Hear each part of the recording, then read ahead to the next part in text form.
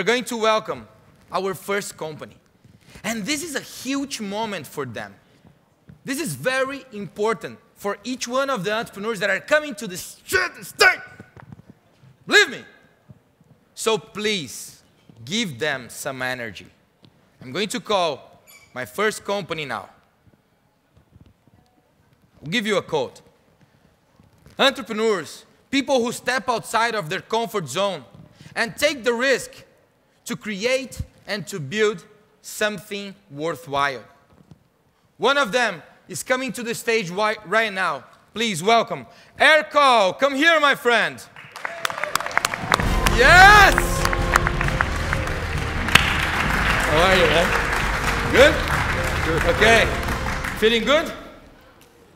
Yeah. That's your stage. Yeah? Okay. So we're going to give you 5 minutes. You know that, right? Yep. Please go ahead. Give your best. Okay. Hello, everyone. I'm very excited to be here. So I'm Oliver. I'm the co-founder and CEO of Aircall. The whole team is here. I'd like to start by explaining you how we started Aircall. And basically, in my previous company, I was running a small construction company. And I wanted to make it much more agile. So what I did is I took all my business tools and tried to put it in the cloud. So I did that very easily for email, moved to Gmail, Google Apps, put my CRM in the cloud. But then I got stuck with something, which is the phones. And I just found my team was not productive enough handling phone calls.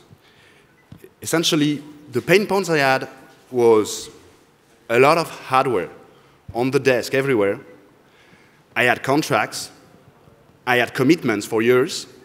At some point, I even needed to have a technician come and update my configuration. And myself, I had 2 phones. I had my personal iPhone, and I was making all my professional life here. So I had professional emails. I had access to my documents.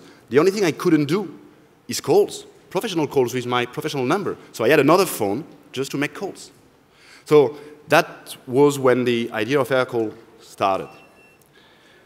So basically, let me show you how it works. When you join Aircall, you create your account, and the first thing you're going to do, you're going to get numbers. In the end, what you need to do business is numbers. It's not device. So in Aircall, you're going to be able to pick up instantly numbers in 40 countries. And they're active like this, instantly. Once you've done that, you're going to invite your team. Let's invite the whole team here to Aircall. And you're going to link each number with the team.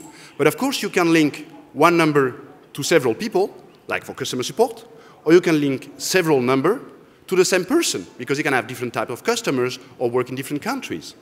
Now, once that is done, each user, each team member will choose on what devices he wants to make and receive calls. So myself, I can choose to take my calls on my smartphone, my personal smartphone, a desk phone, I can use that. I can use my computer, I can use my tablet, whatever I want, my choice.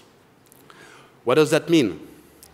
It means it is super simple. Now, we do have competitors.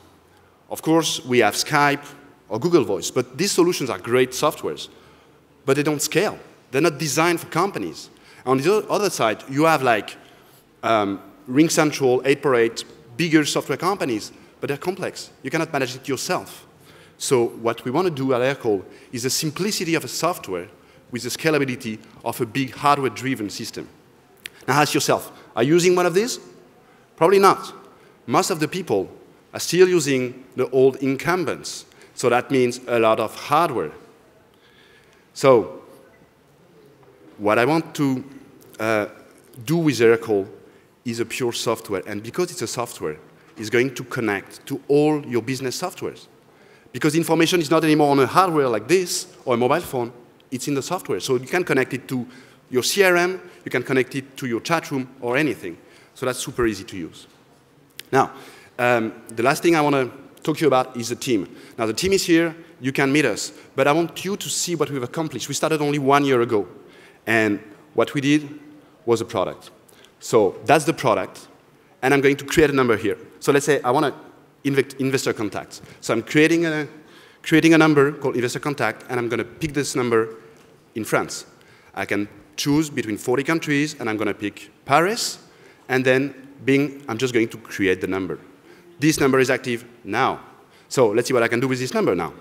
I go to my settings, and I see here all my numbers on the left. On the right, my team. I go to settings, and I'm going to say call forwarding. It's ringing on me, and I want to add my co-founder. Brice is in the room here.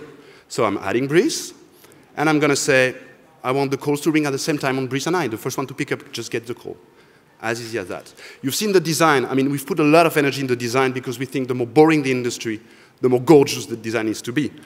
But maybe I'm biased, so this is what an unbiased guy says. And that's the former CEO of The Next Web. The guy knows about software. He wrote that about us a few weeks ago.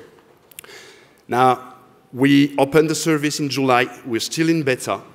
We have built a base of 150 companies, and I'm thrilled to say that on December 1st, we've reached 100 and 1,000 calls, and the product is still in beta. So I'd like to thank you, all our customers.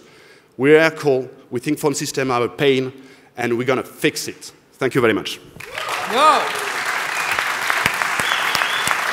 That was a great pick. Congrats, my friend. Matt, you want to start?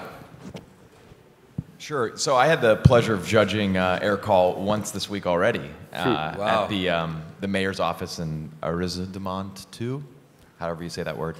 And I like the thing I like about this business is that once you sign your business up for it, I think you're going to be locked in. You're not going to be changing providers. The weakness that I continue to see is around the positioning of the business. I think even in the last phrase, it's taking the pain out of business phone calls. I'd love to see it focus around where the real heat is. Maybe it's customer service, maybe it's sales, to really speak to those use cases. And I think it would make the presentation and the business even stronger. Okay.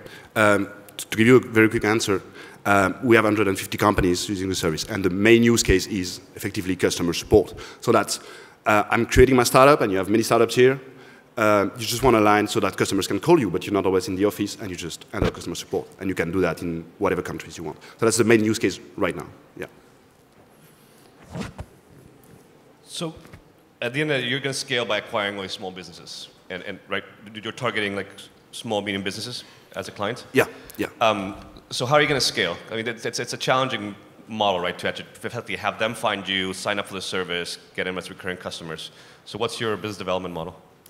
At the stage where we are, the customers that we have now really came from word of mouth. We didn't start the sales and marketing, really. We started a few weeks ago, and what is working quite well is inside sales. Okay? We have a lifetime value of a minimum of $500, and so we just built, let's say, email base, contact them. We've contacted all the Web Summit startups, and we already have like 10 paying customers from that. So that's one thing. The other thing is we're going to integrate Aircall into Salesforce, Zendesk, and that will be a lever as well. So partnership saying, you use Zendesk, don't use Zendesk voice. It's not that powerful. Use Aircall. And that we think we will promote Aircall doing that. Frédéric? Yeah, so if you can make it as concrete as possible, that would be great. So which, I mean, you've got inside sale resources, which sound like a good way to start. I mean, they get the yellow pages, they can call anybody. Where are they focusing on, and what's the, can you give a very specific case or a vertical where you've seen that there is a very clear value proposition and you're addressing a specific pain point? Okay. Let me give two answers to this. We see some cases where the product works perfectly. So, of course, we have startups because they're mobile. They're by nature international, so having numbers in 40 countries is great. Typically, let's say, give you an example, maybe you know Workable. It's a client of ours. They're in Greece, UK, US. They just need contact numbers in US, UK, blah, blah, blah, and just get the calls. So, startup is a way, so we target incubators and accelerators, co-working, and we go through them.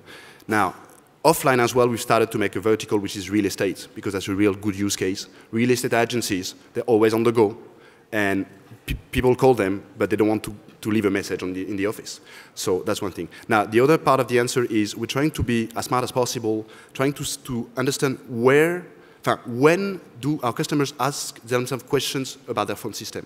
So typically, when you see a French startup buying a domain name like .co.uk, it means the guys are going to open a website in the UK. It means they probably be interested in having a number, and they probably think that it's not working with my current provider. I cannot get that. So we're trying to find moments.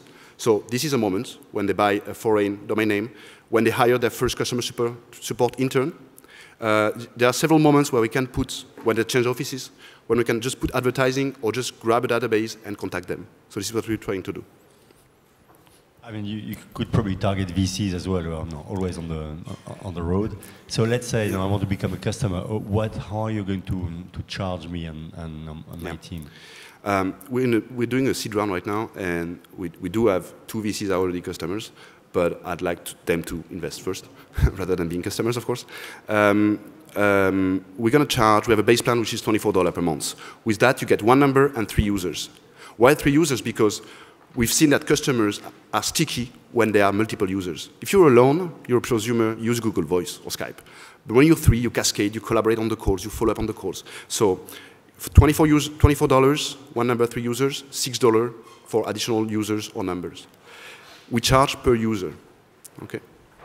So what do I get exactly? Because I get the call forward